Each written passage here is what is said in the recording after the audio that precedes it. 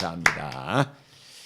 자, 우리 하나님의 말씀 함께 보도록 합니다. 요한복음 13장 36절부터 38절까지 있는 말씀입니다.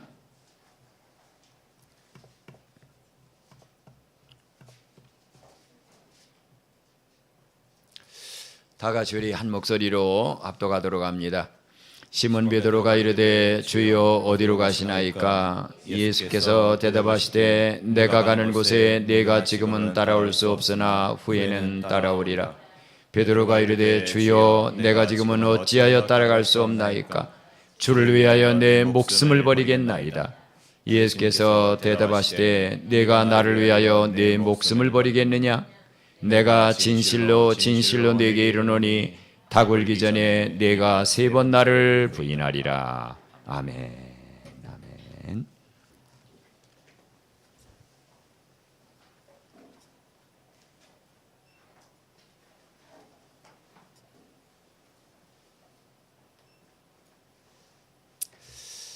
여러분, 사람이 세상에 태어나서 삶을 마감하는 그 시간까지 한 번도 넘어지지 않고 한 번도 엉덩방아를 찢지 않는 사람이 있을까요? 그런 사람은 아무도 없습니다. 오늘 우리가 이렇게 건강한 모습으로 이 자리에서 예배드리고 있다는 것은 그동안 우리가 수없이 넘어지기도 하고 주저앉아 있기도 했지만 그러나 다시 일어설 수 있기 때문에 오늘 예배의 자리에 나온 거죠. 바로 오늘 이 본문의 말씀은 믿음 생활을 하다가 한번 크게 실족할 시몬 베드로에게 예수님께서 하시는 말씀입니다. 오늘 본문의 말씀은 예수님께서 사도들과 함께 유월절 만찬 자리에서 함께 우리 유월절 만찬을 나눴죠. 그리고 그때 이제 예수님께서 가룟 유다에게 떡 한 조각을 찍어다 주십니다. 그러니까 그 시간에 가룟 유다에게 사단이 들어가면서 가룟 유다는 예수님을 팔러 갑니다. 그러고 나니까 예수님께서 가룟 유다가 예수님을 팔러 나간 다음에 이제 오늘 밤이면 내가 마지막 겟세마네 기도를 드리고 내일이면 내가 십자가로 가는구나 하는 것을 염두에 두시면서 거기에 남아있는 11명의 사도들을 유심히 바라보셔요. 그리고 그렇게 얘기하십니다. 얘들아, 내가 너희에게 새 계명을 준다. 내가 너희를 사랑한 것처럼 너희도 서로 사랑해라. 그래야만 온 세상 사람들이 너희가 내 제자인 줄을 세상은 알고 나에게로 오게 될 것이다. 그 대화가 이제 끝났습니다. 끝나고 나니까 시몬 베드로가 예수님을 곁에서 이렇게 쳐다보고 물어보는 거예요.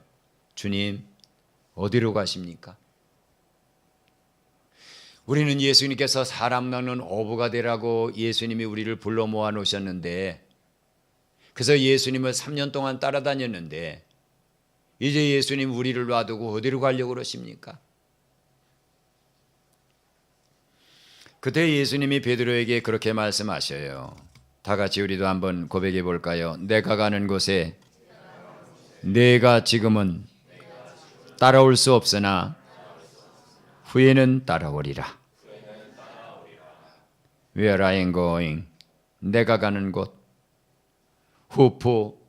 후파게, 내가 가는 그곳, 내가 가는 그 장소란 얘기예요. 여러분, 예수님이 가는 그 장소가 어디죠? 예수님께서 내가 가는 곳에 내가 지금은 따라올 수 없다고 하는 예수님이 가는 그 장소가 어디입니까? 예수님이 첫 번째로 사도들에게 이 설교를 마감하시고 나면 첫 번째 가는 장소는 겟세마네 동산입니다. 그곳에서 예수님은 땀이 피가 되도록 그 목숨을 걸고 기도하셔요. 그 다음 예수님은 또 두 번째 장소를 가야 됩니다. 거기에는 예수님을 고문하고 뺨을 때리고 조롱하시는 곳인 가야바의 집이 있습니다. 세 번째로 예수님이 가야 하는 곳이 있습니다. 그것은 바로 엄정한 재판관 노릇을 하고 있는 빌라도의 법정 앞으로 예수님은 끌려가야 됩니다. 네 번째 예수님이 가야 되는 곳이 있습니다. 그곳은 바로 온갖 조롱과 멸시가 기다리고 있는 헤롯의 궁전입니다. 다섯 번째로 예수님이 가야 하는 곳이 있습니다. 온갖 채찍질과 매맞음이 기다리고 있는 빌라도의 법정 형벌받는 곳입니다.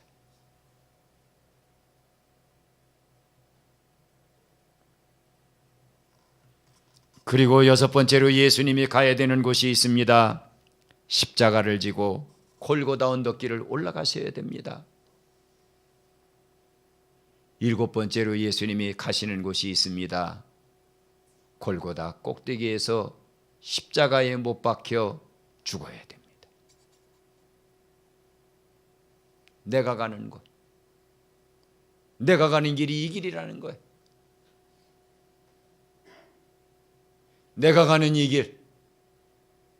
길을 너는 지금은 따라올 수 없다. 그러나 후에는 따라오리라고 하는 말입니다. 지금은 내 신앙의 연약함 때문에 내가 걸어가는 십자가의 길을 따라올 수 없지만 내가 성장한 후에 성숙한 후에 내가 가는 이 길을 따라올 수 있다는 확신과 소망을 주시는 말씀입니다. 베드로의 현재 모습은 아직 십자가를 지러 가시는 예수님을 따라 순교할 만큼 온전하지 못합니다. 그러나 언젠가는 베드로도 예수님처럼 하나님을 영광스럽게 하는 오직 한 가지의 이유 때문에 하나님이 내가 죽음으로 말미암아 영광스럽게 여김을 받을 수 있다는 오직 한 가지의 이유 때문에 그는 아낌없이 자기의 목숨을 내놓는 그 예수님의 뒷길을 따라가게 될 겁니다.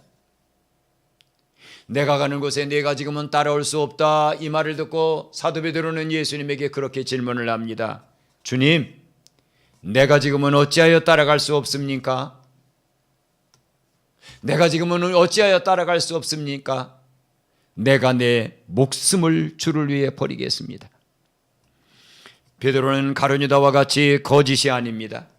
그는 참마음을 가지고 예수님께 이 말을 고백하고 있는 겁니다. 그러나 그는 아직 이 말을 그대로 실천할 만큼 성숙한 믿음에 다다르지는 못했습니다. 몇 주에는 이렇게 해석을 했어요. 진실한 사람이 그 신실성에 대해 실책을 듣는다는 것만큼 유감스러운 일은 없을 것이다. 우리는 자신이 무엇이든지 할 수 있다고 베드로처럼 쉽게 생각한다.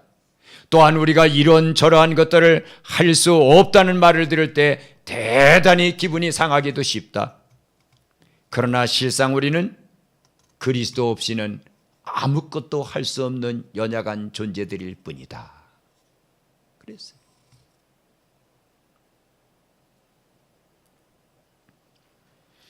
예수님은 사도 베드로에게 또 말씀하십니다. 내가 진실로 내게 이르노니 닭 울기 전에 내가 3번 나를 부인하리라. 이 말씀은 사람의 전부를 알고 계신 전지하신 하나님의 아들로서 예수님의 전지하심을 딱 말씀하시는 겁니다. 두 번째는 요한 칼빈이 지적했던 것처럼 인간적인 오만함에 대한 하나님의 섭리를 암시해 주는 말씀입니다. 예수님을 부인하는 것을 통해 베드로는 깊은 회개를 하게 될 것이고 한없이 낮은 자리로 내려가 자신과 같이 죄에 풍덩 빠진 영혼들을 그는 양팔로 꼭 껴안고 하나님이 계신 보좌를 향해 그들과 함께 발걸음을 옮겨나갈 그것입니다.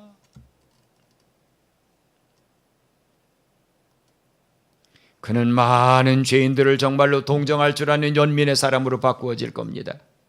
이것이 바로 하나님께서 원하시는 베드로가 걸어 예수님의 뒤를 따라가야 되는 바로 그 길입니다.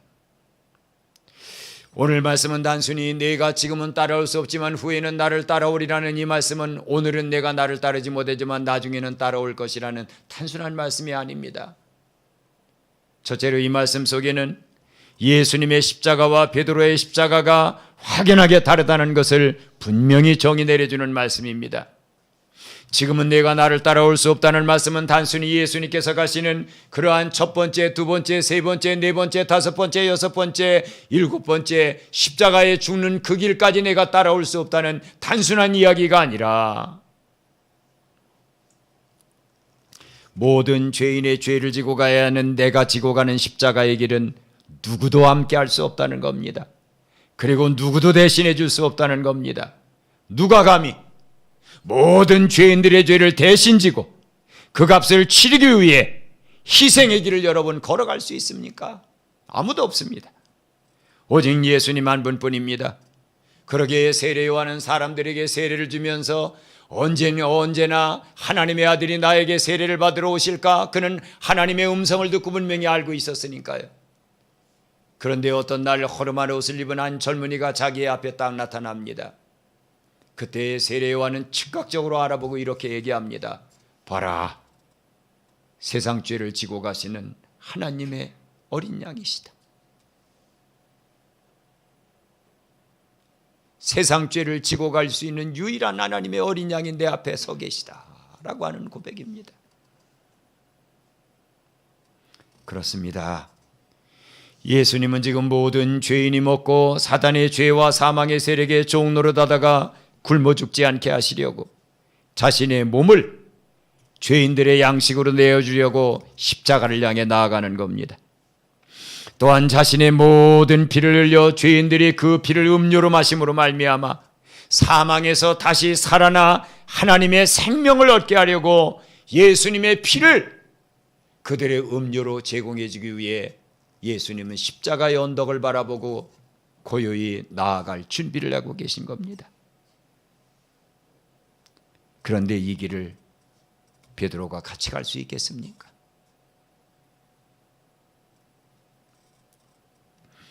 아직 사도 베드로는 이런 하나님의 섭리를 볼 수 있을 만큼 그의 눈이 열려 있지 않습니다. 그러나 예수님께서 죽으시고 부활하신 후에 그는 확실하게 예수님께서 지고 가신 몫의 십자가와 내 베드로 자신이 지고 가야 되는 몫의 십자가가 어떻게 다른지도 깨닫게 될 것이고 어떻게 같은지도 그는 깨닫게 될 겁니다. 그러면 그도 자신의 목적, 복음이 확산되지 못하게 방해하는 사단에게 자신의 몸을 기쁘게 내어주며 십자가에 죽는 죽음을 택하는 날이 반드시 오게 될 겁니다. 베드로야, 네가 지금은 따라올 수 없어 한 말은 베드로야, 아무나 죄인의 죄를 걸머지고 대신 죽을 수는 없다. 내가 지고 가는 십자가의 죽음과 내가 지고 가는 십자가의 죽음은 같지 않아. 여러분, 우리가 인생을 살면서 십자가의 무거운 짐이 우리의 어깨를 짓누르는 것을 느낍니까? 그리고 그 십자가를 감당할 수 없는 연약함 때문에 여러분 눈물을 흘리기도 합니까? 그러나 아무도 하늘의 영광을 버리고 이 땅에 죄인을 찾아올 만큼 낮아질 수 없습니다.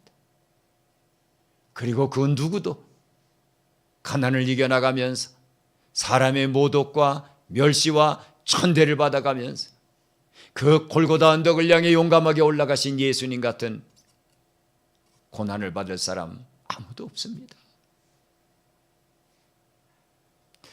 두 번째로 오늘 말씀은 사도 베드로가 하나님께서 그에게 메워주시는 십자가를 지고 죽을 만큼 아직은 영적으로 성장하지 못했다는 것을 딱 지적해 주는 말씀입니다. 여러분, 태어나서 얼마 자라지 않은 아이가 어떻게 어려운 가정을 책임지는 가장의 역할을 감당할 수 있겠습니까? 그것은 불가능한 일입니다. 제가 일부 예배를 드려가면서 우리 자매한 권사님들, 집사님들에게 물어봤어요. 자녀들이 혹시 가정을 책임지고 있습니까? 했더니 그 부모님들이 아이고 목사님, 걔들이 뭘 책임져요? 우리가 책임지고 있지요.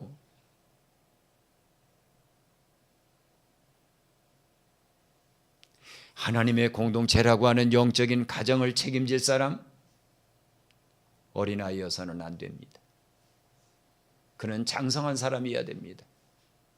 그러나 아직 베드로는 영적으로 그리스도의 공동체를 이끌고 갈 만큼 그는 자라지 못했습니다. 이는 베드로가 신앙 고백이 분명하지 않다는 말 아닙니다. 예수님께 대하여 가룟 유다와 같이 이중적인 생각이나 마음을 가지고 있다는 말도 아닙니다. 그의 생각은 진실합니다. 그의 마음은 참입니다. 그럼에도 그는 머리 대신 예수님의 그의 공동체의 머리 되시는 예수님의 공동체 교회를 맡아서 이끌고 갈 만큼 아직은 온전히 자라지 않았습니다. 그러기에 지금은 예수님을 따라갈 수 없다고 말하는 겁니다.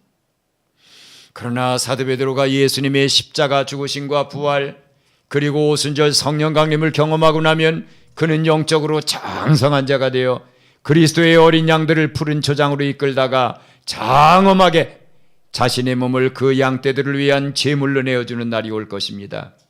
예수님은 그러기에 내가 나중에는 나를 따라오게 될 것이다, 이렇게 말씀하는 거예요.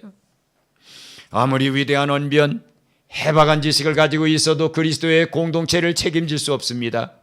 그리스도의 공동체는 단순한 육신의 몸으로 이루어진 공동체가 아니라 영혼이라고 하는 영으로 이루어진 영의 공동체이기 때문입니다. 그리고 그 영적인 공동체를 책임지고 이끌어갈 사람은 바로 하나님의 거룩한 영, 성령의 임재하심과 감동하심하에 영적으로 자라서 성숙한 사람이라야 됩니다.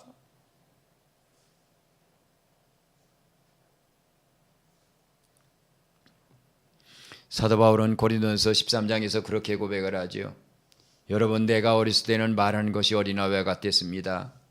생각하는 것이 어린아이와 같았습니다. 그리고 깨닫는 것이 어린아이와 같았습니다. 그러나 장성한 사람이 되어서는 어린아이의 일을 버렸습니다, 그랬어요. 어린아이가 누구예요? 어떠한 사람이 내 인격을 못 오겠다, 또한 어떠한 사람이 나를 못 살게 굴었다, 어떠한 사람이 나를 좀 불편하게 한다, 그러면 사람은 제일 먼저 하나님을 보지 않습니다. 자기 자신을 딱 쳐다봅니다. 자존심 상하게 하네, 기분 나쁘게 하네. 그 다음에 두 번째로 상대방을 봅니다. 저 인간이, 그 인간이, 그리고는 상대방을 바라봅니다. 그리고는 거기에서 자기 마음속에 갖고 있던 것을 폭발합니다. 어떤 경우에는 전화를 해서 따지기도 합니다. 그리고 어떤 경우에는 그 사람이 내게 눈빛을 주면 그 눈빛을 외면하기도 합니다. 야, 이제 다하고는, 당신하고는 내가 말을 안 할 거야. 아니, 어떻게 당신이 그런 인간이야? 나를 이렇게 만들 수가 있어? 그것밖에는 보지 못합니다. 그런데 영적으로 성숙한 사람, 장성한 사람은 어떻게 하는지 아세요? 예수님은 예수님을 십자가에 못 박아놓고, 야, 네가 하나님의 아들이야? 한번 내려와 봐. 네가 하나님의 아들이라면 내려와 보라니까 하고는 예수님을 향해 온갖 조롱을 하고 멸시를 하는 대상들을 향해 예수님은 그렇게 말씀하셨습니다. 아버지, 저들이 하는 일을 알지 못해 절하합니다. 저들을 용서해 주십시오. 예수님이 하나님의 아들이시니까 그럴 수 있죠. 그런데 여러분, 사도행전 7장에 나오는 스데반은 우리와 똑같은 사람입니다. 그런데 그는 사도 바울의 선동을 받아 자기 자신에게 돌멩이를 던지는 사람들을 향해서 뭐라고 그랬습니까? 하나님, 저들의 죄를 저들에게 돌리지 마십시오. 내 영혼을 주님 손에 의탁합니다. 이 말을 하고 자니라. 이게 영적으로 성숙한 사람입니다. 내게 아픔을 주고 내게 상처를 주고 내게 어려움을 주고 나에게 막 어떠한 사람이 모독적인 말을 할 때 대부분의 사람은 거기에 대해서 나를 보고 상대방을 보면서 반응을 하며 원수를 만들어 버립니다. 그러나 성숙한 영혼은 그 단계를 뛰어넘어서 하나님이 나를 이렇게 다루시는 그 높은 하나님의 섭리를 압니다.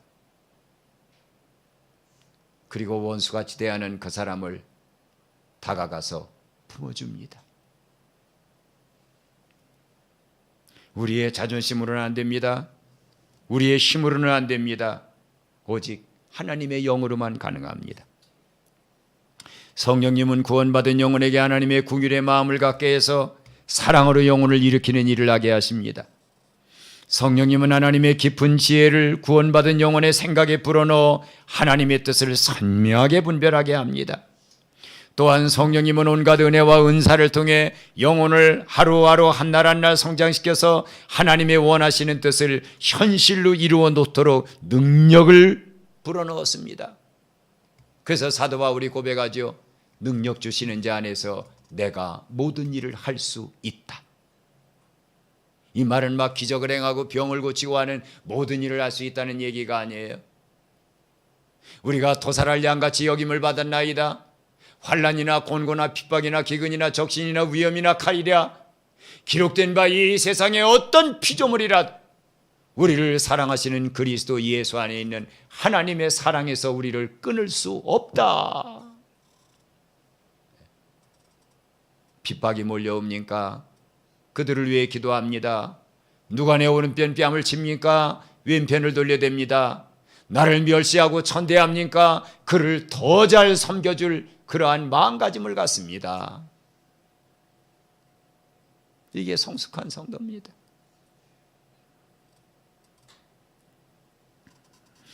성령님은 우리가 가지고 태어나게 되는 사단의 성품을 점점 버리고 그리스도의 거룩한 성품을 따라 살아갈 수 있도록 풍성한 열매들을 맺게 해주시는 분입니다. 그래서 사도 바울은 고백하죠. 여러분, 성령님은 열매로 알게 됩니다.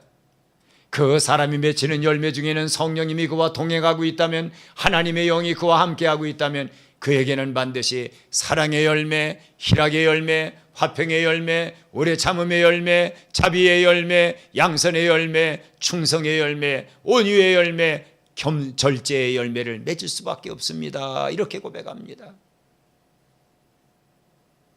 사도 베드로는 지금까지 예수님에 의하여 양육을 받았습니다. 이제 베드로는 예수님의 손에서 성령님의 부드러운 손으로 인계될 겁니다. 그러면 성령님은 예수님의 가르침을 하나님의 능력으로 베드로 안에서 완성시킬 것입니다. 그러면 그는 장성한 영혼이 되어 많은 영혼을 살리는 예수님의 몸인 교회의 예수님 같은 작은 목자가 될 것입니다. 세 번째로 오늘 말씀은 베드로의 운명이 가룟 유다의 운명과 확실하게 다르다는 것을 가리키는 말씀입니다. 예수님은 마지막 만찬에서 회개를 거부하고 떡을 받아 먹는 가룟 유다를 향해 이렇게 말씀을 하시죠. 유다야, 내가 하는 일을 속히 해라. 이제 너는 내 손을 벗어났다는 거예요. 이제 끝났다는 거예요.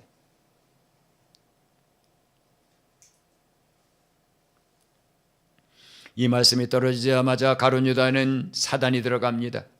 그리고 그는 대제사장들을 찾아가 예수님을 팔아넘기는 일을 하고 겟세마네 동산으로 가서 예수님을 체포하는 사람들의 앞잡이 노릇을 합니다. 가룟 유다가 3년 동안 예수님을 따라다녀서 얻게 된 결과는 예수님을 등져버리고 지옥 가는 길이었습니다.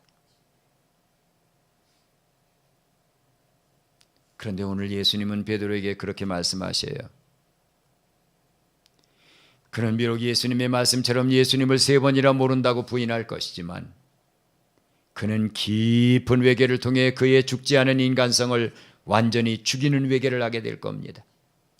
그리고 영원히 지울 수도 없고 지워지지도 않는 내가 예수님을 3차례나 모른다고 부인했다라고 하는 그 상처를 가지고 그는 오직 한 번 예수님을 위해 죽을 만큼 복음을 사랑하며 복음을 위해 수고하다가 그는 복음을 위해 죽는 하나님의 용사가 될 겁니다. 이처럼 죄를 통해 사람은 2가지의 결과를 낳게 됩니다. 하나는 죄를 회개하지 않으므로 그 영혼이 얻게 되는 가룟 유다와 같은 파멸입니다. 다른 하나는 죄를 통해 철저한 회개를 배우고 하나님의 은혜에 온전히 붙잡혀 살아가는 겸손을 배우는 베드로와 같은 경우입니다. 몇 죄인은 이렇게 해석했어요.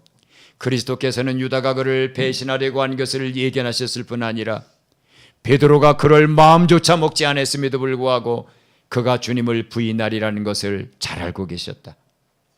주님은 죄인의 사악함도 잘 알고 계시다. 또한 주님은 성도의 연약함도 잘 아시는 분이다. 그리스도께서는 베드로가 그를 부인하리라고 말씀하셨다. 베드로는 무심코 한 번만 아니라 여러 번 실수할 것도 예수님은 거듭 말씀하셨다.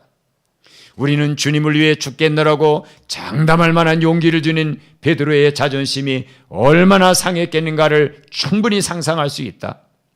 가장 안전하다고 생각하는 것이 통상적으로 가장 위험할 수가 있다. 또 자신이 가장 강하다고 생각하는 그때에 자신의 연약한 치욕이 드러나기도 한다. 그러기에 사도 바울은 우리에게 이렇게 교훈하지요. 그런즉 선줄로 생각하는 자는 넘어질까 조심하라. 넘어질까 조심하라. 여러분, 우리의 신앙생활의 종점에서 우리는 어떻게 되리라고 생각합니까? 여기에 앉아 있어서 우리가 다 하나님 나라에 자동으로 가게 될까요? 그렇지 않지요. 그렇지 않죠. 요한계시록에 보면 부지기로 많은 사람이 예수 그리스도를 믿는 신앙을 저버리고 적그리스도의 표를 받으러 몰려간다고 되어 있습니다. 예수님도 말씀하셨습니다. 마지막 때가 되면 어떤 일이 일어나는지 아니? 많은 사람의 사랑이 식어질 거다. 식어질 거다.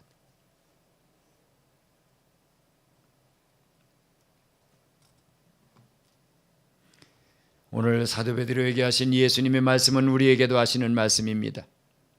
오늘 우리의 모습은 세상의 강한 세력과 자아에 대한 사랑 때문에 예수님을 온전히 따르지 못해도 그러나 언젠가는 예수님을 온전히 따를 수 있게 될 것이라는 말씀입니다. 지금은 네가 나를 따라올 수 없으나 후에는 나를 따라오리라는 말씀은 단순히 추상적인 말씀이 아닙니다. 이 말씀은 우리에게 예수님의 십자가와 우리가 지고 가야 되는 십자가가 확실히 다르다는 것을 분명히 하시는 말씀이에요. 사도 요한과 야고보는 그 어머니 살로메를 동원해서 예수님에게 나아가 그렇게 간청을 하죠. 예수님이 임금이 되시거든요. 예수님 오른쪽에는 우리 형을 앉혀주고요, 왼쪽에는 저를 앉혀주세요. 그때 예수님이 말씀하시죠. 얘들아, 너희가 내가 마시는 잔을 마실 수 있냐? 그때 그들은 그 잔이 무언지도 모르고 얘기합니다. 그러면 6월절 포도주 먹을 때 아닙니까? 그 잔이라면 우리도 마실 수 있죠. 전혀 동문서답을 하고 있어요. 그때 예수님은 그 사도들을 향해 그렇게 얘기하십니다.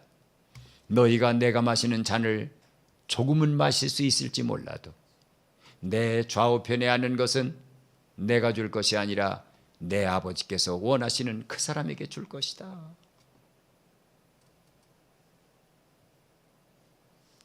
여러분, 우리는 자식, 두 손이면 난 자식을 함께 거느리고 살아가는 것도 보통 어렵다고 생각하지 않습니다. 그런데 모든 인류의 죄를 자신의 몸에 다 걸머지고 가는 그 길을 걸어가신 예수님과 우리가 여러분 비교될 수 있겠습니까?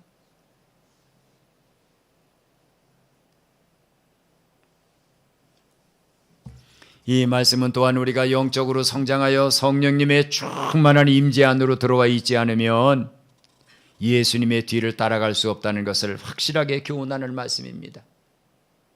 사도 베드로는 장담했어요. 네, 제가 예수님과 함께요, 오게도 가고 죽는 데도 갈 거예요. 그러다가 그는 그 다음 날 예수님을 모른다고 3번이나 부인했습니다.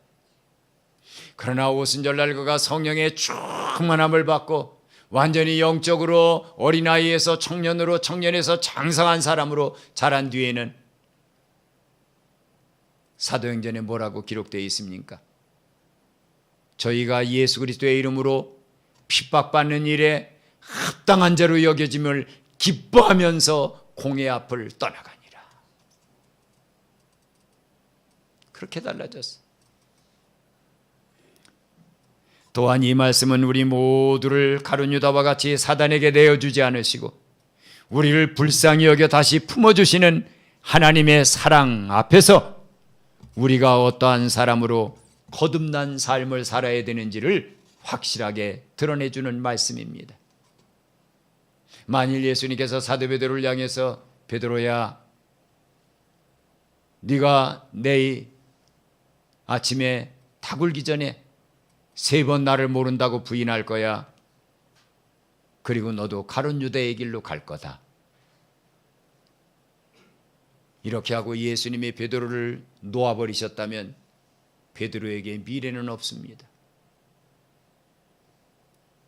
그런데 예수님은 베드로야, 지금은 내가 나를 따라올 수 없지만 후에는 나를 따라올 것이다.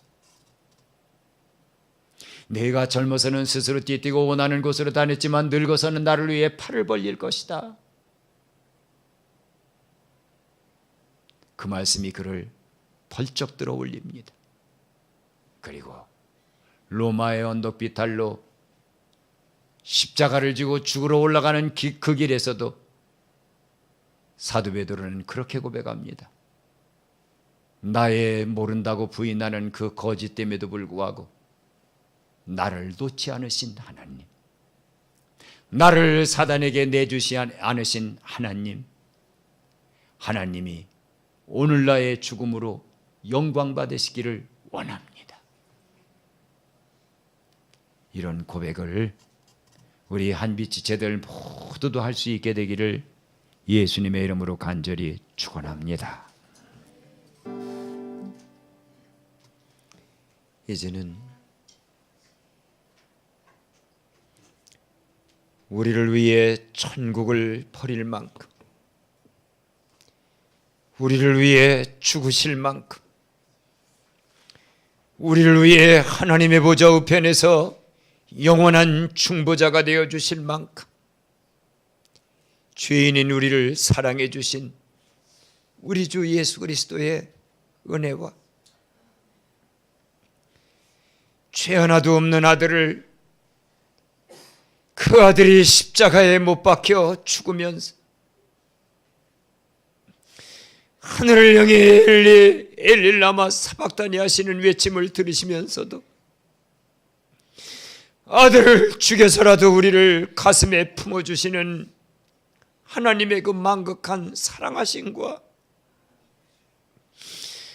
오늘도 우리가 무엇을 잃어버렸는지, 어떤 것을 놓고 살았는지 내게 주시는 예수님의 살, 내게 공급되는 신령한 음료 예수님의 피를 마시면서 우리를 하나님의 사랑에 다시 묶어 매도록 해주시는 성령 하나님의 교통감화하심이 오늘 예배에 참여해 내가 지금은 따라올 수 없으나 후에는 따라오리라, 이 말씀을 가슴에 새긴 우리 모두 위에 이제부터 영원토록 함께 계시기를 간절히 축원하옵나이다. 아멘.